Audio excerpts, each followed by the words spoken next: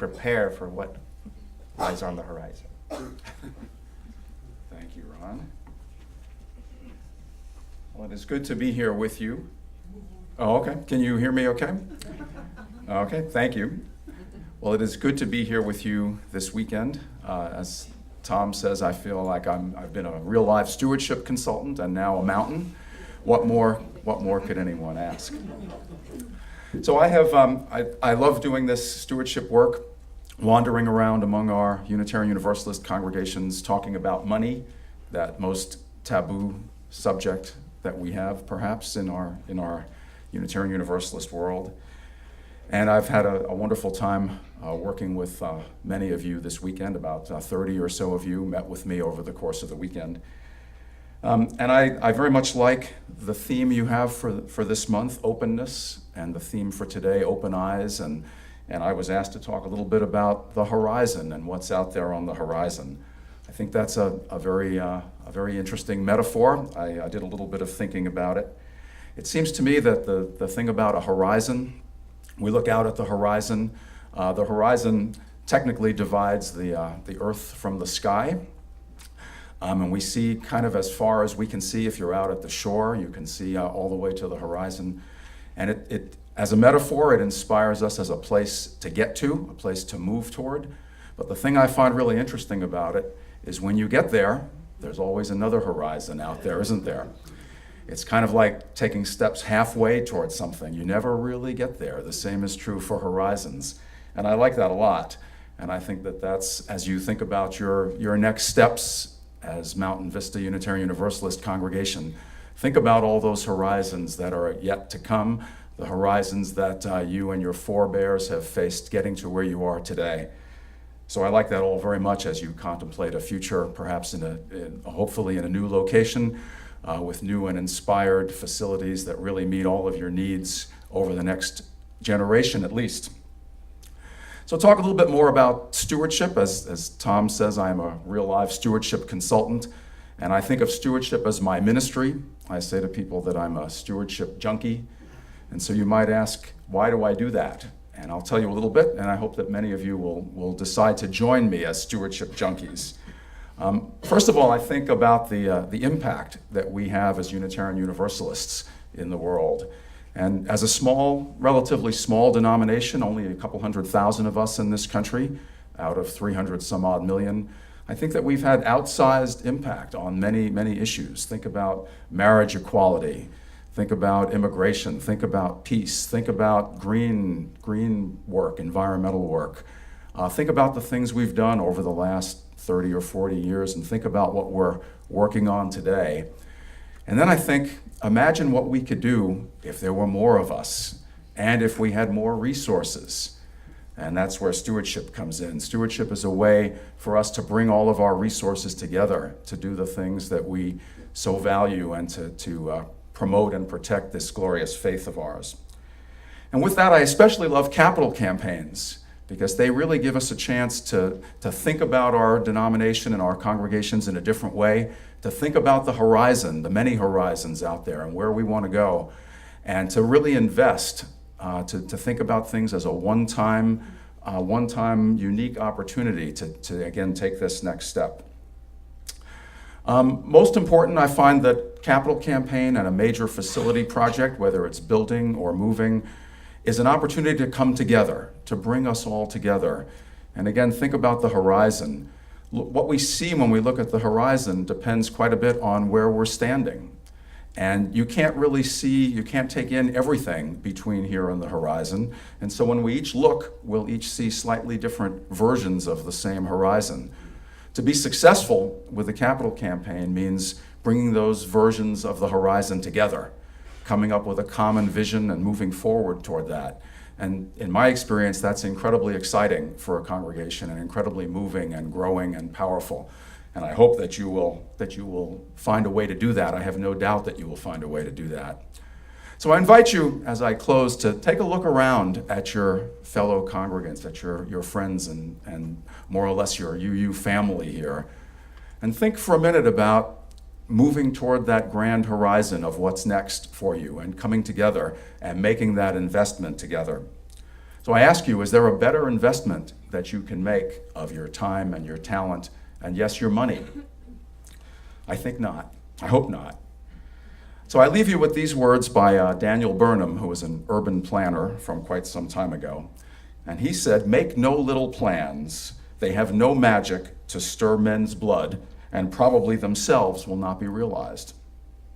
So I suggest go forth and make big plans and move toward these big plans with excitement and with love and with taking care of one another and recognizing all the challenges that go with it. And I know you can do this. So please join me after the service. I'll be able to share with you some more of my observations and my recommendations for you going forward.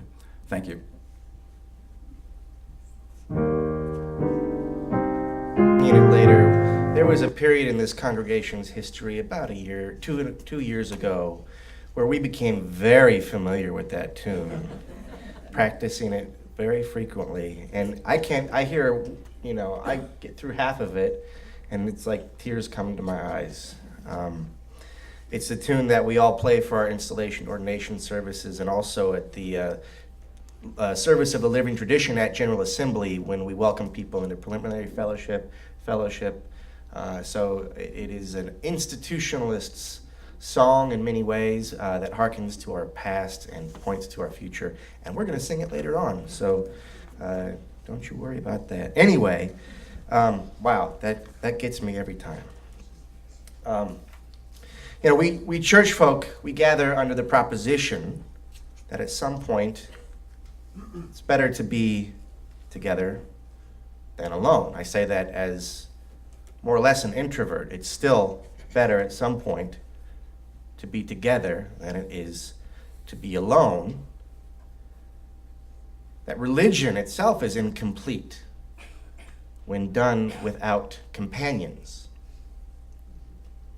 After all, at its essence, religion is about connection. In fact, the root word in Latin is legare, or legare.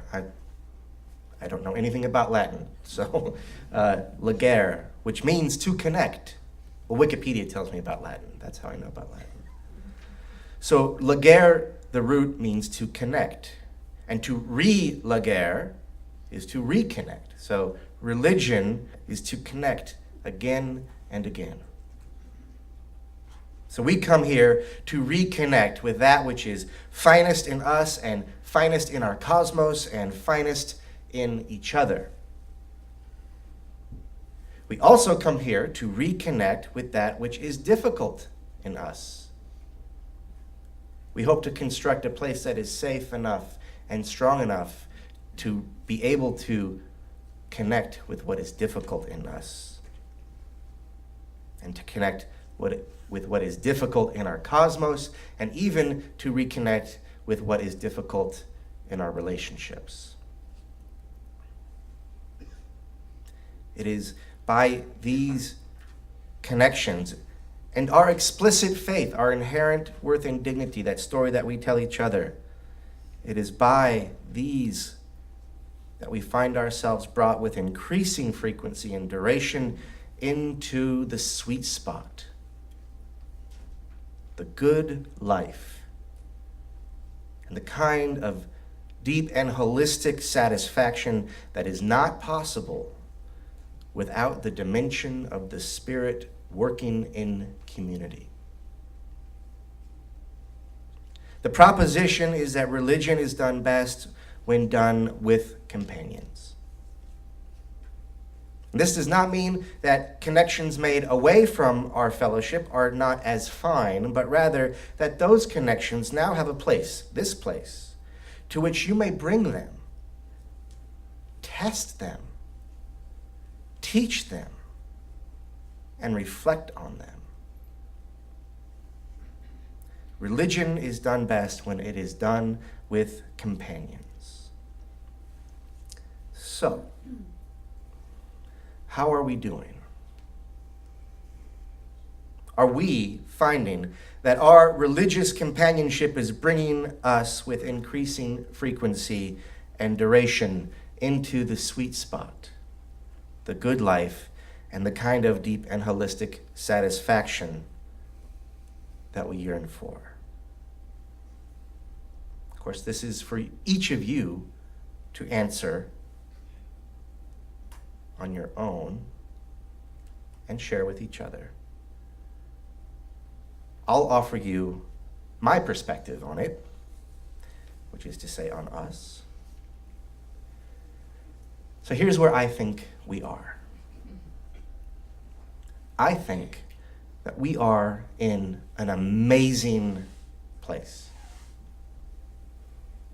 I think we are continuing to develop and work on some significant spiritual gifts that we have as a congregation.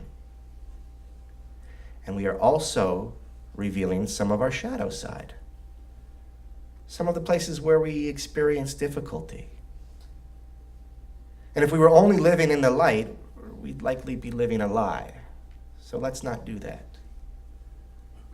And any good therapist will tell you that the shadow side is important to acknowledge.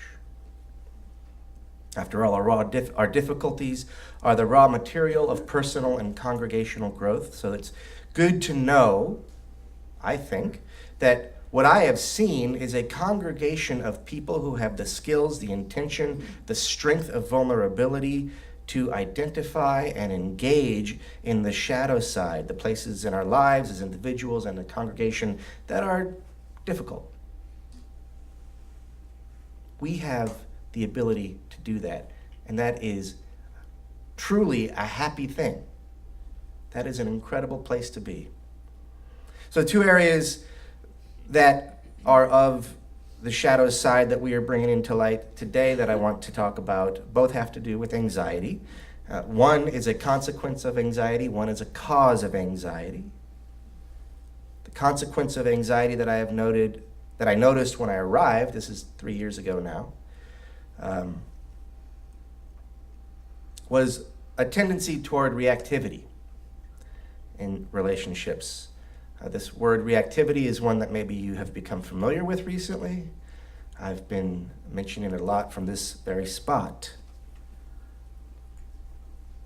So this is very human. Human beings are reactive. We're predisposed to be reactive. Evolution has guaranteed that we're going to be reactive because at one point reactivity kept us alive.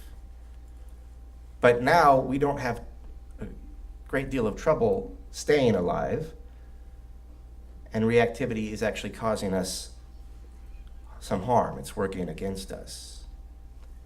So as I was observing this, in our human institution, in our human community, I also began reading more and more about mindfulness, and some of these readings were actually given to me by members of this congregation. So there was almost a dialogue going on there, right? And it was a happy confluence between mindfulness and witnessing reactivity and thinking, wow, what a great opportunity we have here as a gathering of people to work on this together. So you have all been subject to a great number of sermons on mindfulness, by many names, and on reducing reactivity. Does this sound familiar? Mm-hmm. Yes. You're picking up what I'm laying down. So I've even managed to fit these topics into the litany of salvation that I've been referring to recently, that harkens to the roots and trajectory of our tradition and grows out of our principles. I find that litany to be extremely satisfying. I hope you find it to be compelling. I've harped on it enough recently, so I'll spare you. If you want to know what I'm talking about, you can go to our website. It's on the front page. And for those of you who do know what I'm talking about, I'll just touch on that and let it go. So we've been working on our reactivity in Sunday services, but that is far from the only place where we've been working on it as a congregation. We've been reflecting on and working on it almost in every place that we gather. Indeed, it's the undercurrent to many of the programs that this congregation engages in, and increasingly has been a function of the congregation itself. So by underscoring things like structure and focus and reflection. Within the programs such as pastoral care, justice coordinating committee, worship associates, firewalkers, spiritual poetry, the meditation group, and the recently concluded vision revisioning effort and stewardship, we have all had the opportunity to develop our ability to respond rather than react. And that is an ability that is formed by our faith in our interconnected human dignity. So you have been working on this.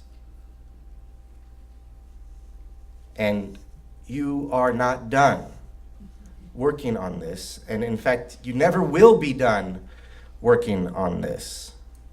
It's the horizon. But the process of working on it is as sweet as it is challenging.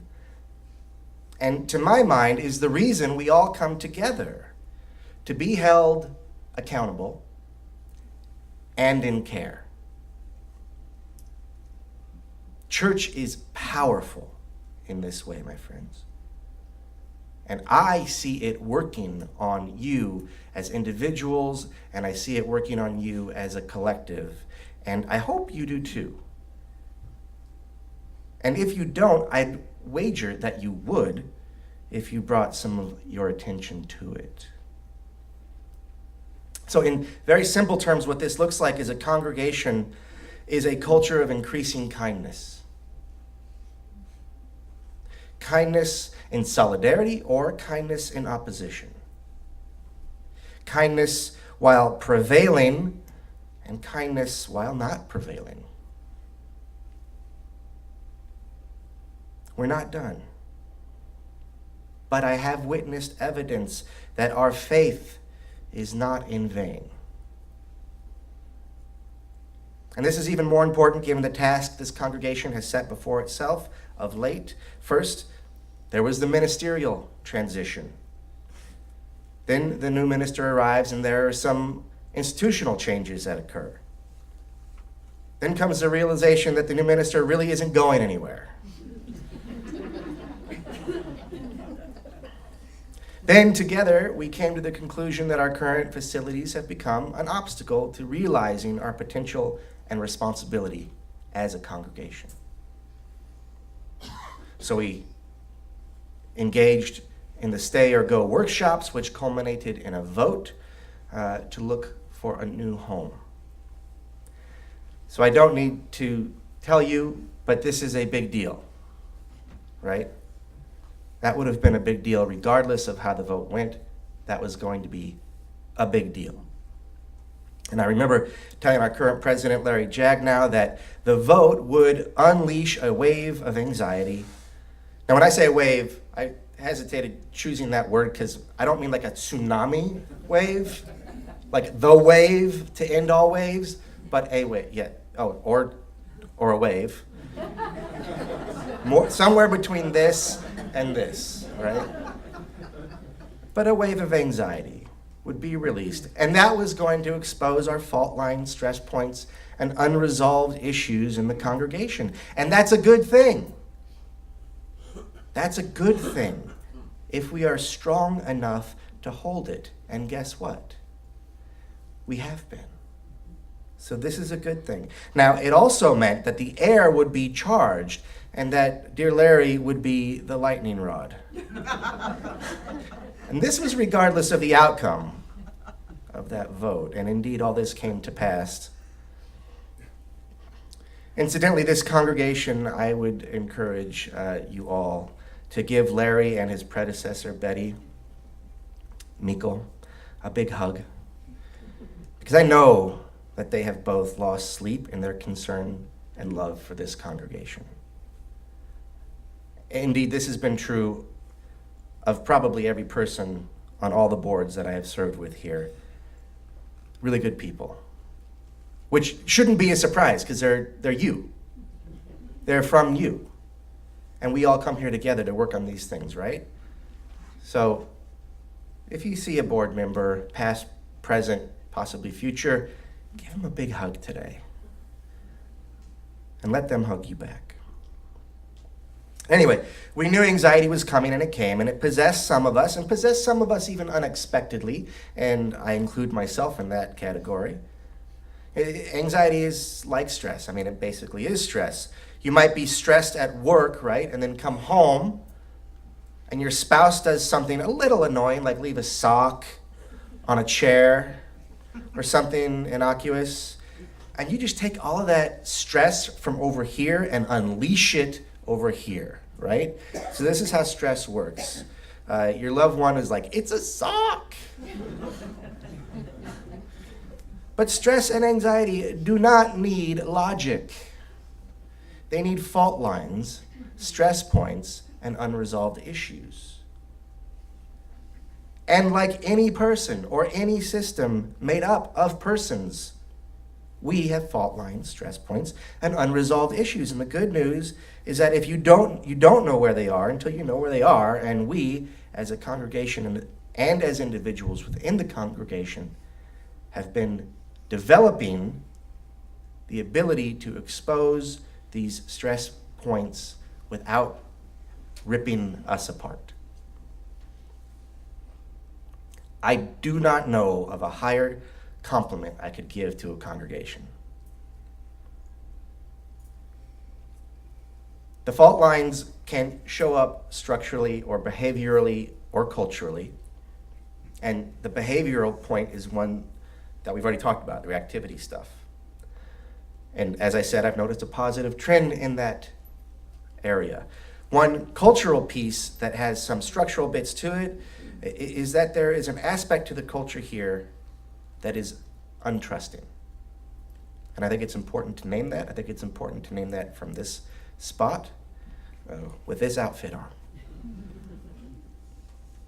Now I want to make it clear that you do not hear me saying that mistrust is the primary culture here, nor am I saying there is a cohort predisposed to mistrust.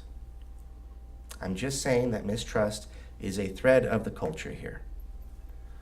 Trust me.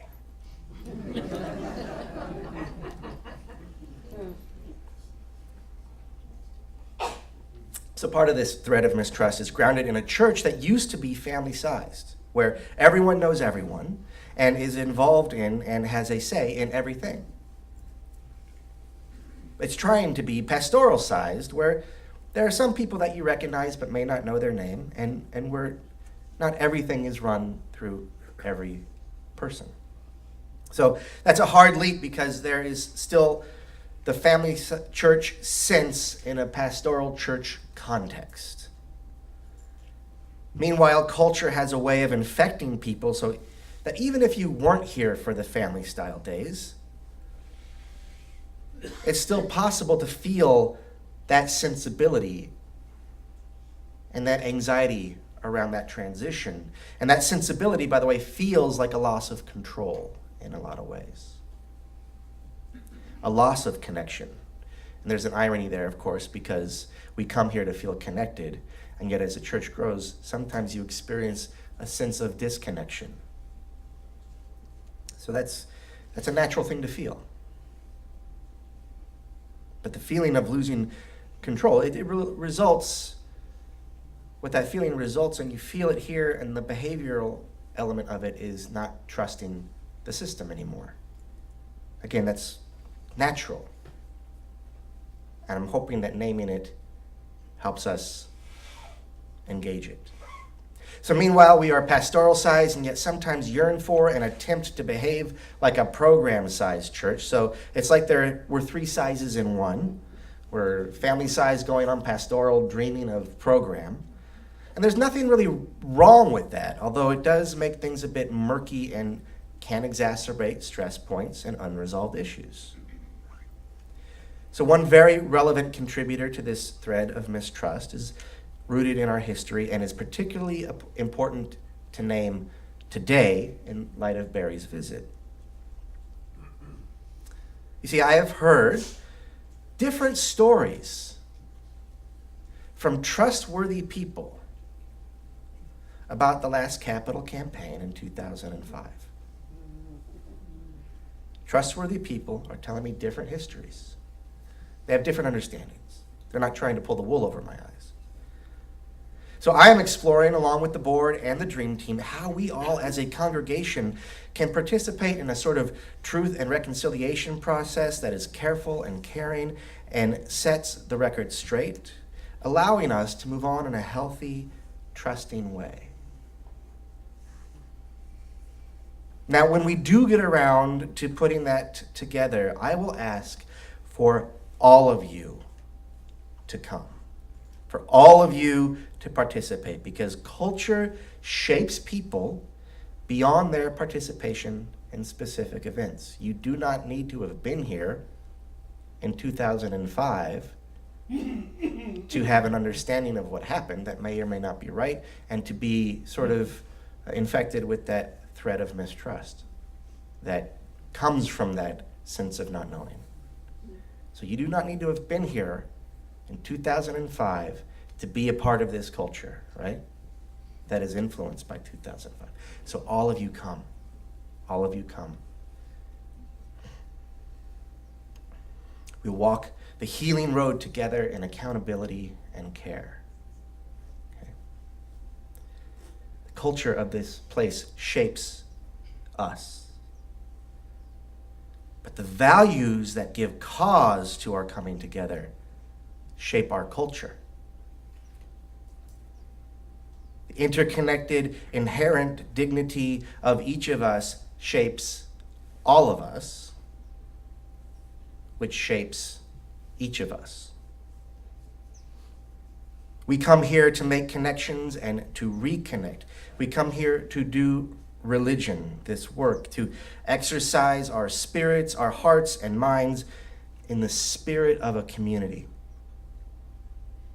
We come here to discover the finest and engage in the difficult in order to find ourselves. This is how we find ourselves brought with increasing frequency and duration into the sweet spot, the good life, the kind of deep and holistic satisfaction that is not possible without the dimension of the Spirit working in community. And for this, we may be grateful to one another. The person sitting next to you made this place happen. The person sitting next to you makes this moment happen. That includes if this person sitting next to you is the first time you've ever seen that person, the first time that person has ever been here.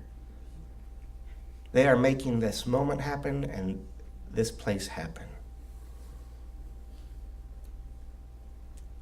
This is made possible by the person sitting next to you. Won't you take right now 1 minute and thank them for it?